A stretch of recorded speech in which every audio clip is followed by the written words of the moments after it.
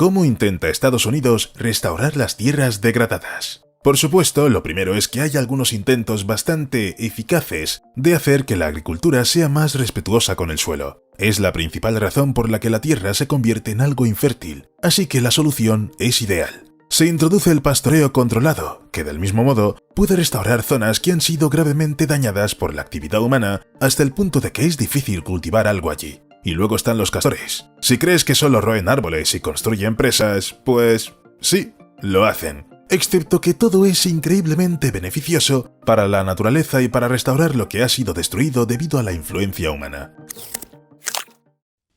Si pudiéramos viajar en el tiempo, llegar al continente de Norteamérica y mirar a nuestro alrededor, sin duda veríamos castores por todas partes. Estaban repartidos literalmente por todo el continente, desde Alaska hasta el Golfo de México. Estos animales roían los árboles y construían sus presas, pero no tenían la suerte de poseer lana y castoreo valiosos. Es un líquido aceitoso que se encuentra en glándulas como esta, situadas cerca de la cola del animal.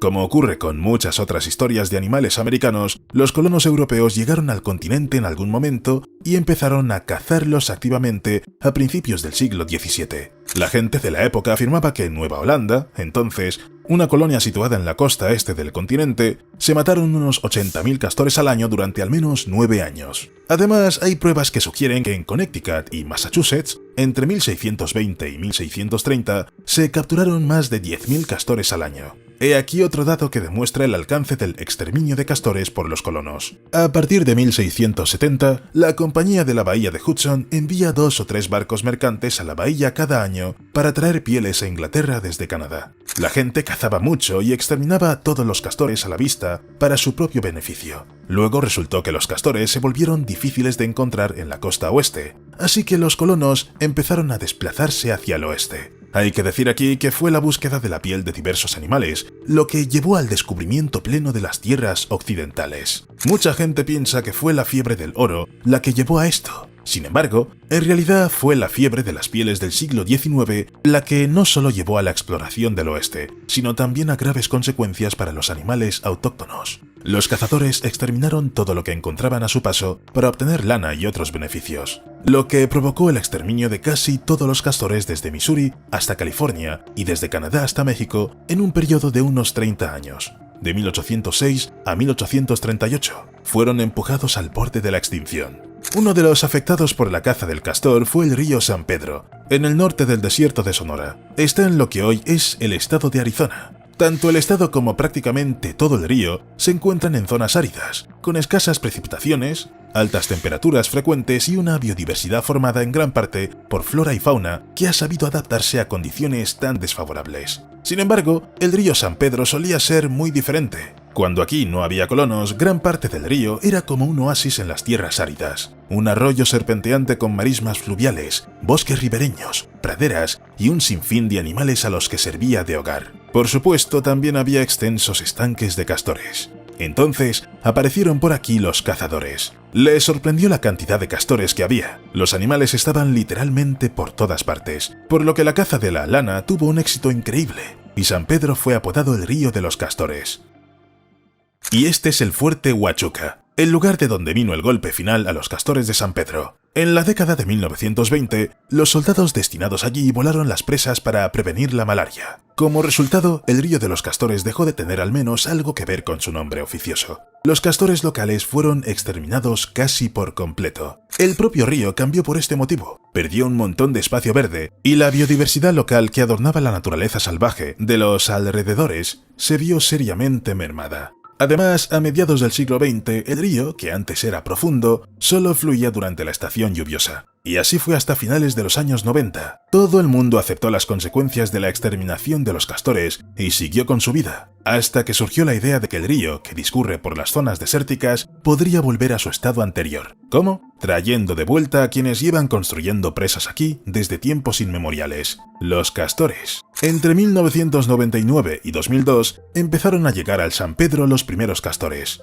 Durante ese tiempo se plantaron 19 ejemplares en una sección del río en el condado de Cochise. ¿Sabes qué es un indicador de que a los castores les gusta un lugar para vivir? Las presas, que son su principal creación, nadie más en la naturaleza puede reproducir semejante obra maestra en un río. 4 años más tarde, en 2006, los investigadores pudieron encontrar más de 30 presas construidas en la zona de asentamiento de castores del río San Pedro. Sin duda, era el lugar adecuado. Al parecer, algunos de los castores no estaban especialmente satisfechos con las condiciones. Uno de ellos fue apodado el surfista, porque se alejó decenas de kilómetros del lugar de desembarco en la desembocadura del río Gila. Otro emigró al cañón Arabaipa, que está a una distancia decente de donde se asentaron los castores. Unos cuantos animales han nadado o escapado a México, construyendo varias presas a lo largo de las afluentes superiores del río. Sin embargo, a pesar de los escapes, el proyecto ya podía calificarse entonces de éxito, pues el número de castores iba en aumento. En 2009, los investigadores estimaban que la población oscilaba entre 30 y 120 castores. En 2010, se anunció que la población superaba definitivamente los 100 castores.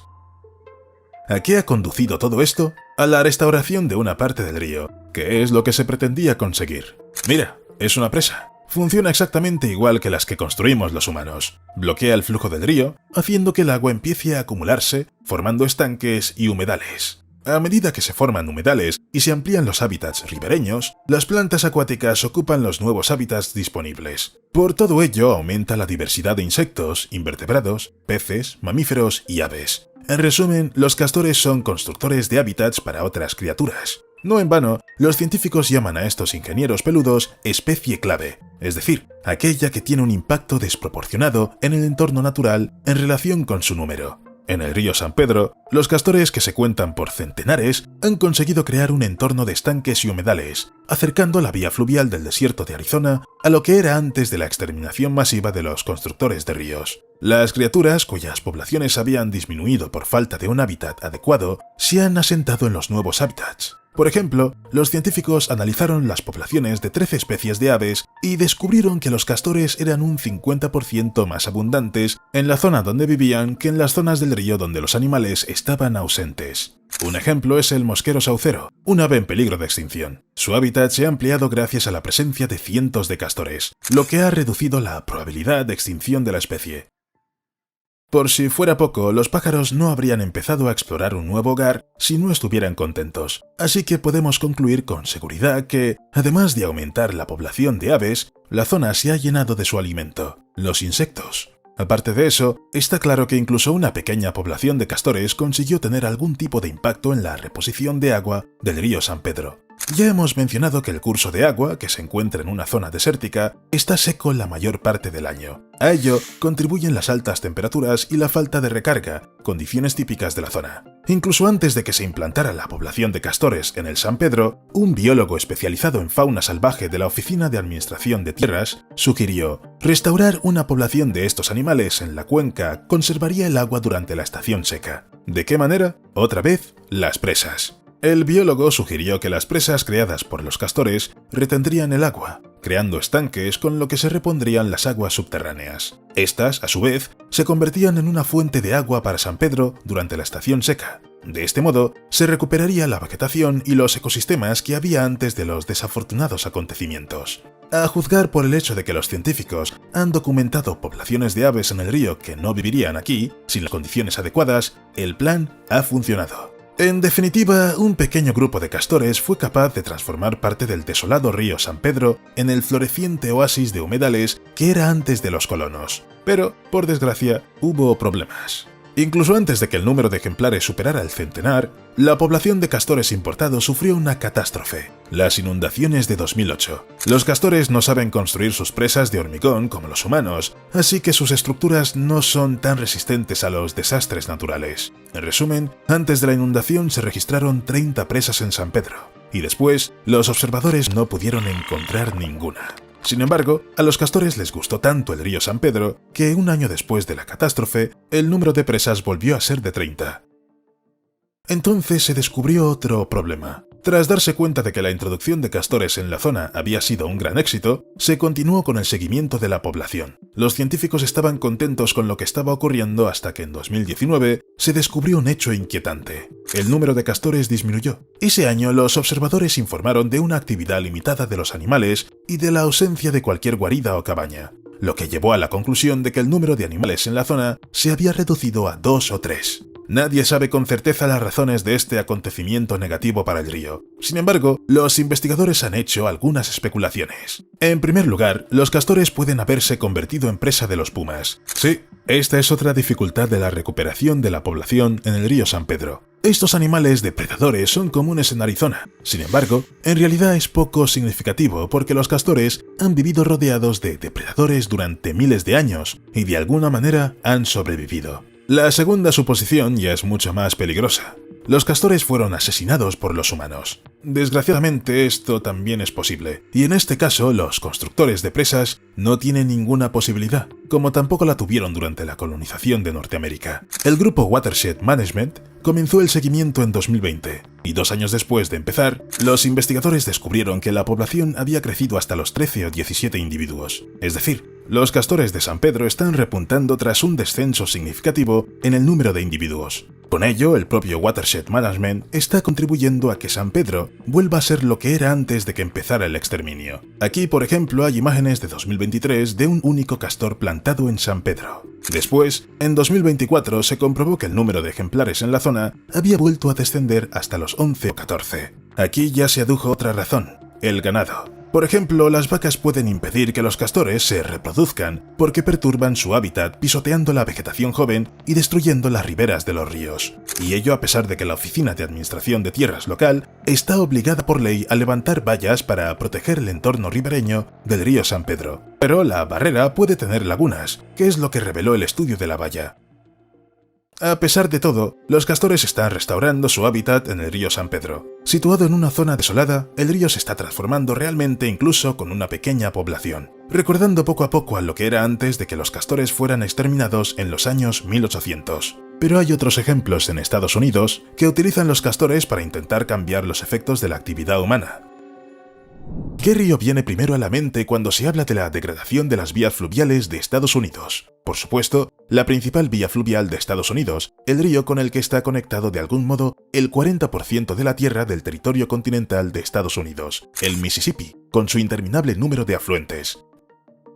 Solo la zona muerta del Golfo de México da una idea de la gravedad del impacto humano en el río. Aparece durante la mayor parte del verano frente a la costa de Luisiana y es una acumulación de nitratos y fósforo que llegan al Mississippi procedentes de la agricultura, la industria y cualquier otra cosa que genere residuos. Pero eso no es todo, porque la actividad humana en la zona de la cuenca del Mississippi está provocando la desaparición de verdaderos focos de biodiversidad: los bosques de las llanuras aluviales y los humedales. Los bosques de llanura aluvial son lugares seguros de descanso y fuentes de alimento para cientos de especies de aves, insectos, peces y otros animales. El bosque es así. Pero aquí también hay, digamos, un bosque complejo que puede ser inundado por el propio Mississippi o por sus afluentes. Esto significa que estos bosques pueden albergar aún más especies de todo tipo, desde las que apenas pueden calificarse de amenazadas hasta las que intenta proteger con todas sus fuerzas. Por ejemplo, los bosques de llanura aluvial de la parte alta del Mississippi son hábitat de nidificación y migración para 180 especies de aves. Es una cifra decente, pero solo hablamos de criaturas emplumadas. Si contamos el número total de especies, se cuentan por miles.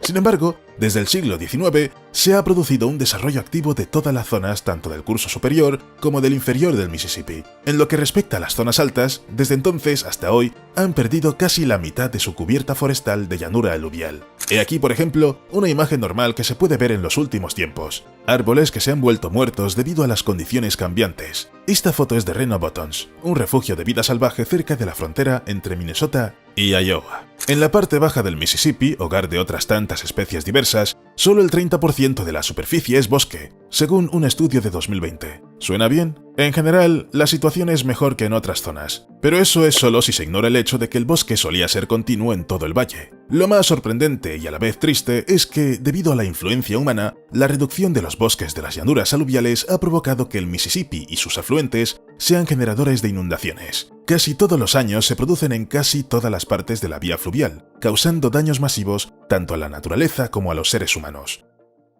Pasemos ahora al estado de Washington. No es el lugar en el que uno piensa cuando se trata de la degradación de los ríos y el declive de su biodiversidad debido a la actividad humana. La naturaleza parece intacta, los cursos de agua parecen casi perfectos. Sin embargo, solo lo parece porque en realidad el impacto humano también ha afectado a los ecosistemas de los cursos de agua del estado. Según el Center for American Progress, o CAP, más del 46% de todos los ríos de Washington han sido alterados. Desglosados por tamaño de río, el 68% de los grandes ríos han sufrido alternaciones, así como el 42% de los arroyos y ríos más pequeños. Y un par de estadísticas más. En Washington, el 10% de los ríos no fluyen libremente debido a obstrucciones en forma de 751 grandes presas, y el 44% de los ríos fluyen a través de tierras que están significativamente desarrolladas o alteradas por la actividad humana. Se calcula que antes de que los europeos empezaran a desarrollar activamente las vías fluviales de Washington, las zonas ribereñas, como los bosques de llanura aluvial y los humedales, cubrían entre el 40% y el 50% del paisaje. Y entonces llegó la era del pastoreo excesivo a lo largo de ríos y arroyos, la agricultura, la extracción intensiva de recursos, la tala. Todo ello provocó una reducción de la complejidad de los arroyos y la degradación y pérdida de calidad y abundancia de hábitats a lo largo de las vías fluviales. Ahora los bosques de llanura aluvial y los humedales solo representan el 2% de la superficie cercana al río. Cuando las cosas ya están bastante mal, hay algo que empeora mucho más la situación: los incendios. En 2015, por ejemplo, se declaró un incendio en el río Twisp, afluente del Methow, que se extendió a 4.500 hectáreas. A juzgar por los informes sobre el terreno, la naturaleza se vio gravemente afectada. El fuego es algo que arrasa con todo lo que tiene algún signo de vida, por lo que el río Twisp y sus alrededores han perdido gran parte de su biodiversidad. Y eso que incluso sin el incendio todo estaba mal. Así que se podría decir que hubo una doble degradación de la tierra del río. ¿Y sabes qué ayudó en la restauración de la zona completamente muerta? ¿Qué puede ayudar a devolver los cursos de agua a su estado original, incluso después de la doble degradación provocada por la actividad humana y el fuego? Paradójicamente, son los que roen los árboles los que están reduciendo literalmente su número. Los castores. Vale la pena decir de entrada que los castores eran muy comunes aquí antes. En el Twisp, el Methow y otros ríos se podían encontrar cientos, si no miles de estos animales. Sin embargo, luego llegaron los colonizadores europeos que en su afán por ganar dinero, cazaron a todo ingeniero dentudo que encontraban. En resumen, los castores en Washington pasaron a ser insignificantes. En 2007 surgió el proyecto Methow Beaver, dedicado precisamente a restaurar la población de castores del río Methow, antaño extinta. Tras el incendio de 2015, el proyecto plantó 3 parejas de castores en los arroyos de Black Canyon, por los que discurre el río Methow. Transcurrido un tiempo, los investigadores volvieron y comprobaron que todos los castores habían sobrevivido con éxito al invierno e incluso habían construido 1 o 2 presas. Se descubrió entonces que ya había 7 o más presas en cada lugar vigilado.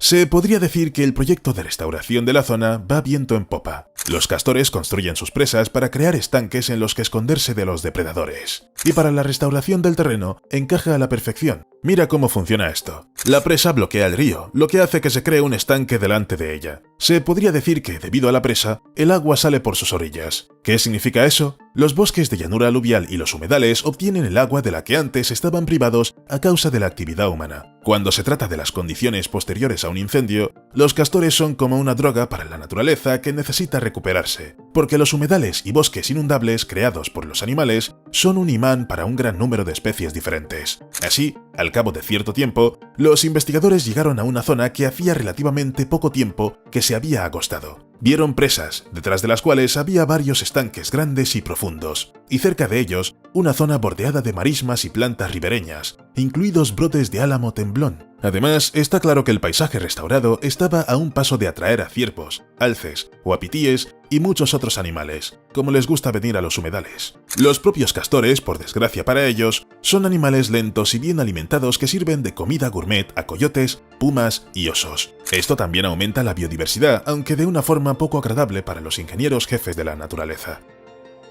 Además, se ha descubierto que solo unos pocos castores son capaces de reconstruir una zona determinada, incluso después de que haya sido completamente destruida por el fuego. Así que los científicos tenían razón al nombrar a los castores especies clave. Sus beneficios son enormes y no se limitan a restaurar la tierra. ¿Qué opinas de la información según la cual los castores pueden salvar una zona de los incendios? Ah, y también de las sequías, que ahora mismo preocupan mucho al mundo entero y a Estados Unidos. El proyecto, una asociación entre el Servicio Forestal de Estados Unidos, el Departamento de Pesca y Vida Silvestre del Estado de Washington y el Fondo para la Recuperación del Salmón en torno a las cordilleras de las Cascadas Orientales, ya ha plantado más de 300 200 castores en los afluentes del Mezao Superior desde 2008. Según afirma el proyecto, una sola presa de castor puede crear un estanque que almacene 4,1 millones de litros de agua. Ahora imagina cuántos estanques de este tipo podrían crear 300 castores. Pero no hace falta imaginar. Los participantes en el proyecto investigaron a fondo la zona. Así, se descubrió que los castores liberados provocaron la formación de 176 estanques. Sí, no todos los estanques tienen el mismo tamaño. Algunos son más grandes y otros más pequeños. Sin embargo, los biólogos estudiaron los 62 estanques creados por los castores en el marco del proyecto y descubrieron que contienen casi 19 millones de litros de agua. Para que nos hagamos una idea, estos estanques bastan para abastecer de agua potable al hogar medio de Twisp durante 5 años. ¿No parece muy ambicioso? Los mismos biólogos del proyecto han calculado que cada año se acumulan 246 millones de litros de agua detrás de todas las presas creadas por los castores en el proyecto. Eso ya es suficiente para abastecer al hogar medio de Twisp durante 24 años. Hay otro estudio llamado Beaver Pond Storage, que midió el almacenamiento de agua en 12 complejos de castores en 29 estanques de la cuenca del río Columbia. Así pues, se ha revelado que cada uno de estos estanques también almacena agua bajo tierra, y en grandes cantidades, más de 25 millones de litros. ¿Cómo puede ayudar todo esto durante las sequías que tanto preocupan? Pues de la misma forma que lo hacen las presas humanas ordinarias, los embalses creados por los castores contienen agua que puede ser utilizada por la gente para saciar su sed en los momentos en que se reduce el caudal de los ríos. Además, el sistema natural de almacenamiento de agua creado por los castores permite que el agua fría y limpia fluya lentamente río abajo durante los veranos calurosos. En comparación, los embalses a los que nunca han vuelto los castores suelen secarse y no proporcionan agua en absoluto. ¿Cómo pueden los castores salvarse de incendios como el del río Twisp en 2015? Pues simplemente crean estanques. Por obvio que parezca, el agua normalmente no arde, así que un estanque es una especie de defensa contra el fuego. Simplemente no puede atravesar un estanque de castores. El proyecto Meadow Beaver lo ha confirmado. Como el incendio también afectó a zonas donde se habían plantado castores antes de 2015, el fuego tuvo que encontrarse con los estanques que creó. Cuando los investigadores visitaron la zona del proyecto después del incendio, vieron múltiples estanques con solo un lado de los estanques con tierra quemada. En el otro lado, las plantas no habían sufrido daños por el fuego. Y el estanque creado por los castores es también una fuente de agua para los bomberos. Y los investigadores del proyecto Mezao Beaver se enorgullecen de decir que uno de los estanques se acaba de utilizar para este fin. Además de todo esto, los estanques de castores atrapan sedimentos, reducen el impacto de los flujos de detritos, sirven de amortiguador del agua para protegerla de las inundaciones. Parece que merece la pena hablar más de los castores, porque estos constructores naturales son salvadores polifacéticos que pueden devolver el cauce a su estado original, mucho más saludable. Y justo cuando crees que las ventajas de los castores se han acabado, llega el salmón. Sí, los castores también ayudan con eso. El salmón es un pez con una vida complicada. Nace en agua dulce, crece en los arroyos y luego se desplaza río abajo para pasar un tiempo en los estuarios, donde el pez crece lo suficiente para sobrevivir en el océano. Tras una ajetreada vida en el océano con abundante comida, el salmón emprende el arduo viaje de vuelta a los estanques de agua dulce en las cabeceras de los ríos, donde pone huevos y luego muere. El estado de Washington es un paraíso para 7 especies de salmón a la vez. Tiene todas las condiciones necesarias para que vivan cómodamente, muchos arroyos pequeños, acceso al océano y mucho más.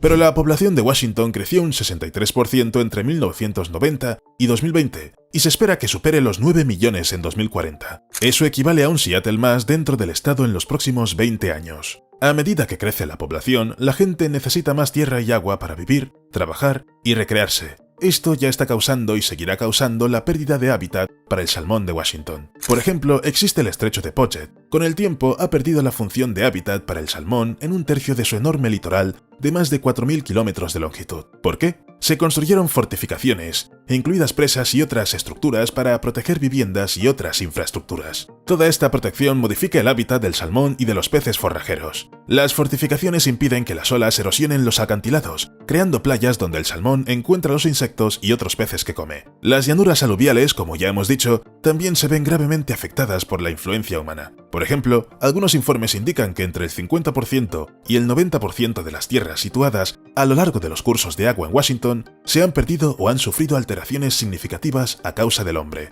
Son zonas de rica vegetación que dan sombra y mantienen fresca el agua, filtran el agua contaminada, sostienen árboles enraizados que ayudan a estabilizar las orillas y proporcionan refugio a los peces. En general, Las llanuras aluviales sirven de refugio y alimento a los salmones jóvenes, por lo que alterarlas o destruirlas por completo se convierte en un grave problema para los preciados peces. Por supuesto, todo esto solo puede remediarse mediante un enfoque global, que es lo que está haciendo ahora el Estado restaurando y protegiendo activamente el hábitat del salmón. Los castores también pueden ayudar a ello. El estado de Washington tiene un proyecto Tuliap Beaver que ha plantado más de 200 castores desde 2014. El objetivo principal de este proyecto era específicamente aumentar la menguante población de salmones. Los castores han creado docenas de estanques, que son un lugar muy favorable para que los salmones jóvenes se reproduzcan y vivan, ya que tienen agua fría que es ideal para estos peces. Además, en los estanques hay muchas plantas que protegen del sol, así como un montón de insectos que se convierten en alimento. En definitiva, un estanque es el hogar temporal perfecto para un pez con un destino complicado. En este proyecto no se calculó exactamente cuánto aumentó el número de peces tras la infestación de castores. Como afirman los participantes, simplemente no hay recursos para hacerlo y en su lugar, los biólogos están midiendo datos más fáciles de recopilar: temperatura del agua, número y tamaño de los nuevos estanques. Para los participantes en el proyecto, la métrica principal es crear un hábitat mejor, porque equivale a más salmones. Si eso no convence a algunos, añaden los biólogos, hemos visto lugares completamente transformados en estos enormes complejos de castores con 12, 13 presas y estanques por todas partes. Ahora hay cientos de alevines de salmón nadando en estos estanques. Por cierto, todos estos proyectos de restauración de las poblaciones de castores no solo ayudan a revertir la degradación de los ríos y dan hábitat a multitud de especies como el salmón, también salvan a los propios castores, porque solo tienen dos opciones: o ser matados o vivir en paz como parte de algún proyecto.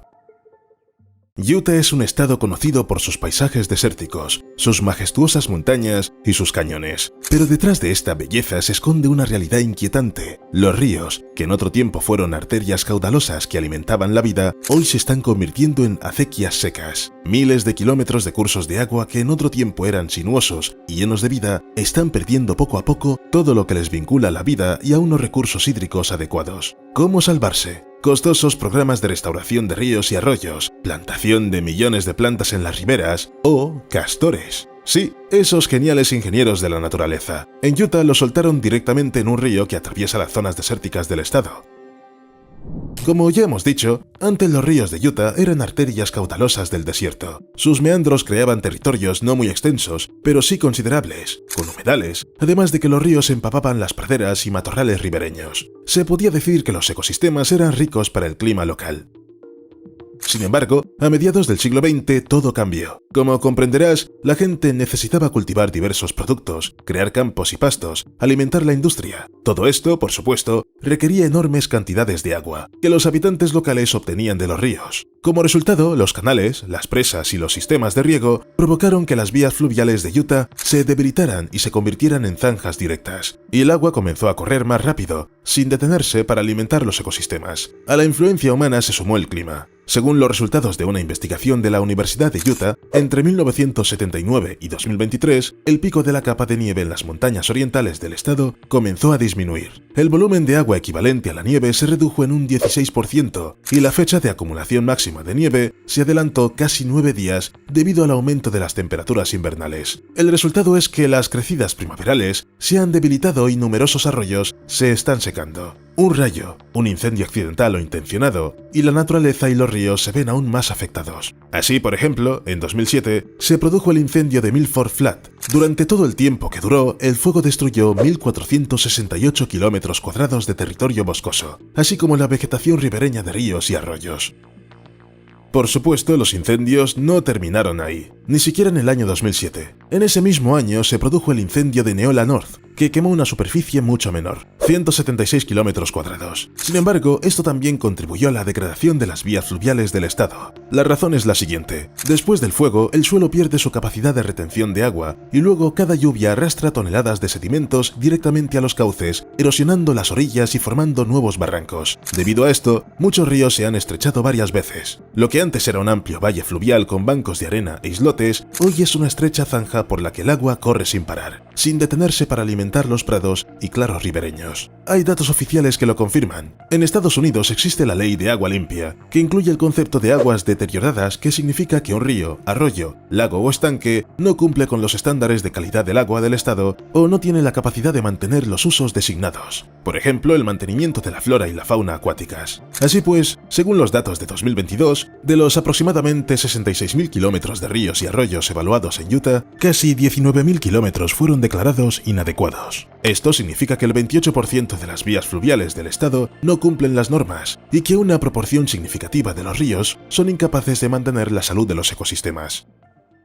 Es el Gran Lago Salado. ¿Sabes qué tiene de especial? Que en el siglo pasado, concretamente en 1987, tenía este aspecto. Mucho más grande, ¿verdad? Este lago es un indicador de que el estado tiene problemas con gran parte de sus vías fluviales. Desde 1850, el volumen de agua que llega al lago se ha reducido en un 39%. En combinación con la declaración a gran escala de las vías fluviales de Utah, entre 1986 y 2022, el nivel del agua en el embalse descendió 6,7 metros, alcanzando un mínimo histórico de 1.200 metros sobre el nivel del mar. La superficie se redujo de casi 6.000 kilómetros cuadrados a 2.400 kilómetros cuadrados. Y sí, como habrás deducido por el nombre, el Gran Lago Salado es salado. Es más, es salado porque no tiene ningún desagüe. Esto significa que el embalse no puede deshacerse de todos los sedimentos que llegan a él a través de los ríos que desembocan en él. Como resultado, en el fondo se ha acumulado tanto residuo de la agricultura y la industria que sería mejor dejarlo todo en el embalse. Sin embargo, debido a la bajada del nivel, lo que se encuentra en el fondo queda al descubierto y puede llegar a donde no debe. Y aquí aparecen los castores, que fueron liberados en uno de los ríos de Utah, y que pueden ayudar a resolver los problemas del lago y de las vías fluviales degradadas del estado en general.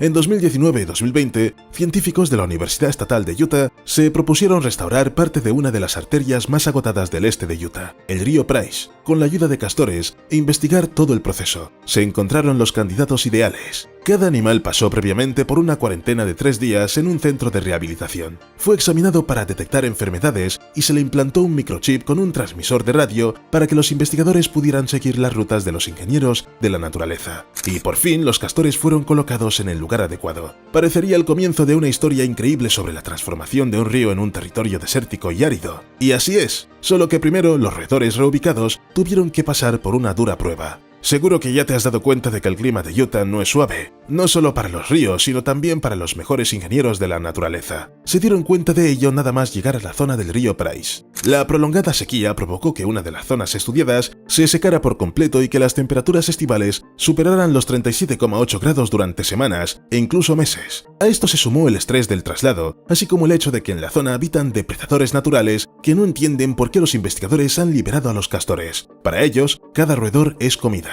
Al final, parte de los castores liberados murieron, y otra parte demostró para qué se les había implantado un microchip y un transmisor a cada castor. En busca de condiciones más favorables, algunos ejemplares se desplazaron desde la zona de recuperación inicialmente elegida hasta una distancia de 20 kilómetros río abajo.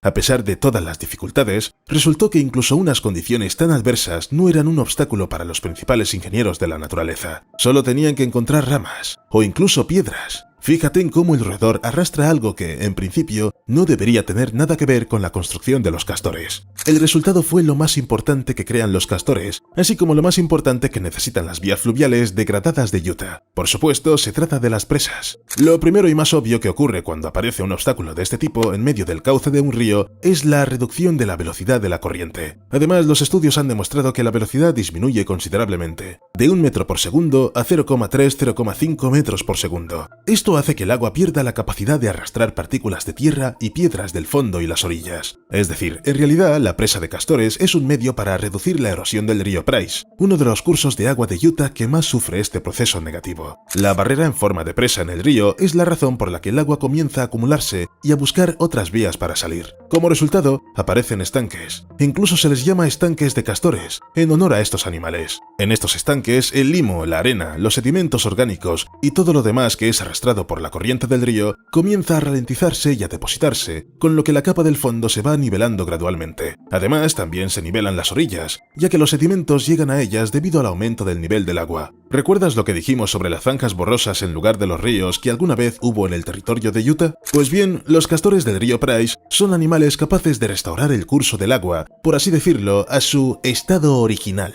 Y por supuesto, esto no es todo, ya que la distribución del agua por una mayor superficie humedece la tierra cerca del río, por lo que allí, donde no había vegetación en la árida Utah, comienzan a aparecer brotes de vida. Sí, por ahora, la introducción de castores, de la que hablamos hoy, aún no ha dado resultados significativos en este sentido.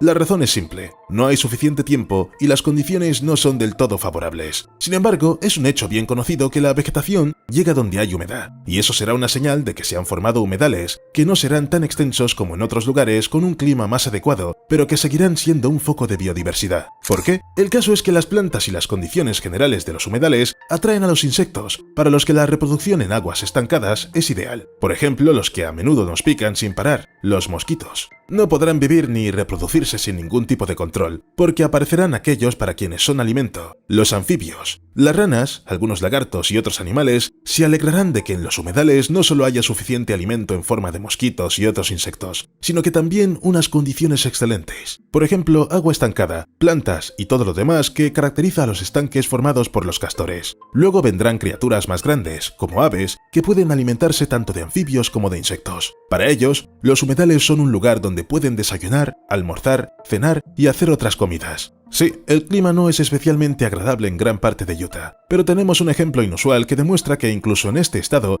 los humedales que aparecerán gracias a los castores se convertirán en el hábitat de muchos animales. Y como ejemplo inusual, citemos el Gran Lago Salado. Por muy salado que sea, a lo largo de sus bordes este y norte hay humedales de agua dulce y salada, y estas zonas son un hábitat de vital importancia. Por ejemplo, para millones de aves limícolas migratorias y otras aves acuáticas de todo el oeste de América del Norte. No vamos a enumerar todas las especies, solo diremos que la lista es realmente extensa.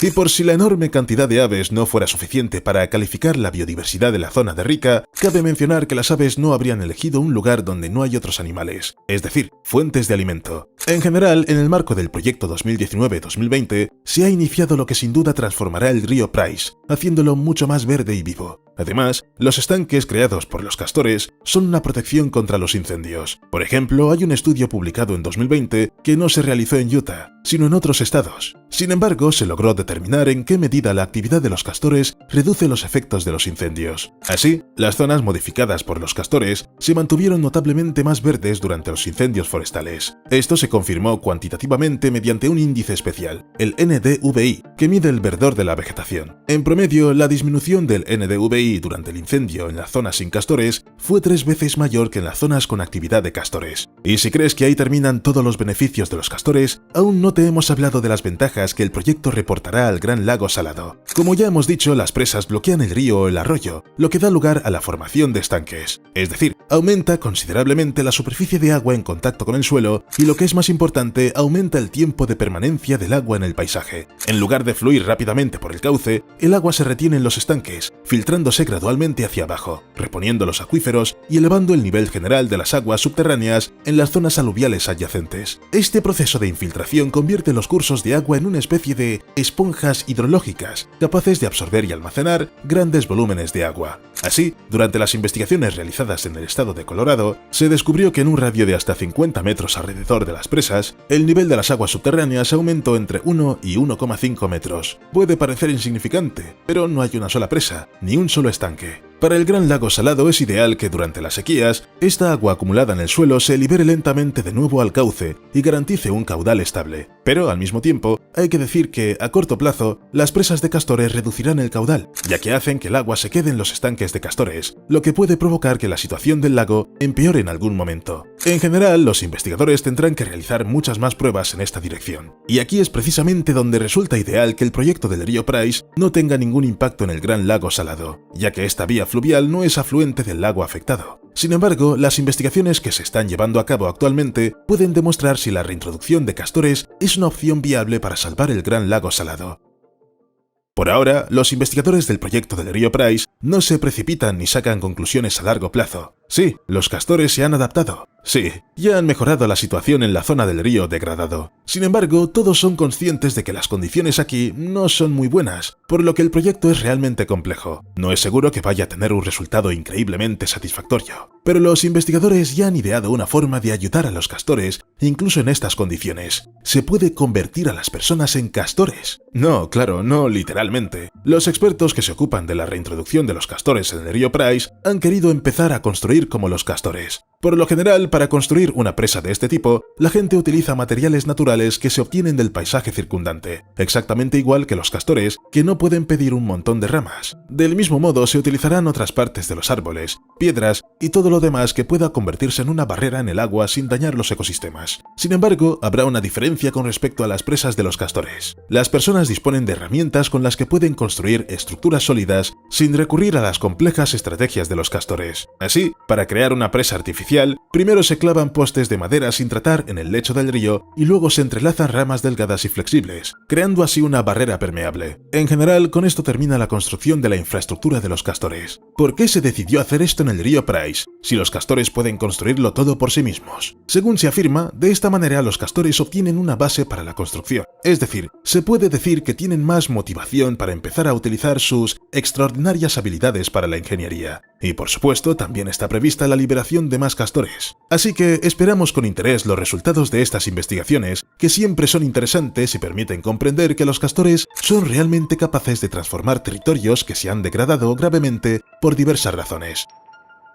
En general, la reintroducción de castores en Utah no es un proyecto nuevo ni una innovación reciente. Allí se entiende perfectamente que los ingenieros naturales son la clave para alcanzar los objetivos más diversos, entre ellos la recuperación tras catástrofes naturales. Por ejemplo, en la década de 2010 se produjo un enorme deslizamiento de tierra en Wintas, que se abrió paso por la ladera de una montaña y se llevó consigo a la población local de castores, que había contribuido al florecimiento de la región. Finalmente, en 2022, biólogos de la Universidad Estatal de Utah, la base aérea de Hill y el Departamento de Recursos Naturales de Utah decidieron reintroducirlos. En primer lugar, los investigadores dedicaron varias horas a construir presas básicas para los castores. Como ya hemos dicho, de esta manera los humanos facilitan la tarea a los futuros habitantes locales. A continuación, se liberaron 7 castores, entre los que se encontraban 2 adultos, en un territorio nuevo para ellos. El objetivo de los castores que fueron trasladados al lugar del deslizamiento de tierra no difiere en general del de otros proyectos de reintroducción: restaurar el paisaje, combatir los incendios forestales, ayudar al crecimiento de las plantas y mejorar el ecosistema. No hay detalles sobre los resultados del proyecto de reintroducción, pero es poco probable que tantos expertos se hubieran embarcado en algo sin estar seguros de que obtendrían resultados positivos. Además, los castores ya han demostrado desde hace tiempo que son muy eficaces en su tarea. Y este es solo uno de los muchos proyectos que existen. Es interesante que en Utah se haya creado toda una organización llamada Beaver Ecology and Relocation Collaborative, o BERC, también conocida como Beaver Bunkhouse, que se ocupa de todo lo relacionado con los castores del estado. Además de ser útiles para la restauración del ecosistema, los castores también pueden causar daños, por lo que muchas personas quieren deshacerse de ellos. Y ahí es donde entra en juego BERC. El equipo captura a los constructores más enérgicos, que inundan los cultivos, los pastos y amenazan las carreteras, y luego les da refugio temporal en un centro de cuarentena tipo bungalow, donde los castores son sometidos a un examen médico y vacunados. Una vez que los veterinarios confirman que los animales están sanos, comienza lo más interesante. Los castores emprenden un viaje, no al zoológico, sino a lugares donde los ríos están agotados por la erosión y la sequía. Allí, en cauces agotados y cuencas hidrográficas olvidadas, los castores tienen la oportunidad de utilizar sus habilidades sin causar molestias a los agricultores y otras personas. Al mismo tiempo, BERC no se limita a liberar roedores. El equipo estudia a fondo los hábitos de cada familia de castores, quién excava su madriguera, qué tipos de árboles prefieren y cuál es la densidad óptima de la población para vencer la erosión. Gracias a esta minuciosa preparación, no solo se crean ecosistemas sólidos, sino también alianzas duraderas con el Departamento de Recursos Naturales del estado de Utah, los agricultores y los propietarios de tierras. Todos juntos aprenden a vivir en armonía con la ingeniería de los castores. Y esto es increíblemente importante para que todos estén contentos: los ríos con sus ecosistemas, los castores y las personas.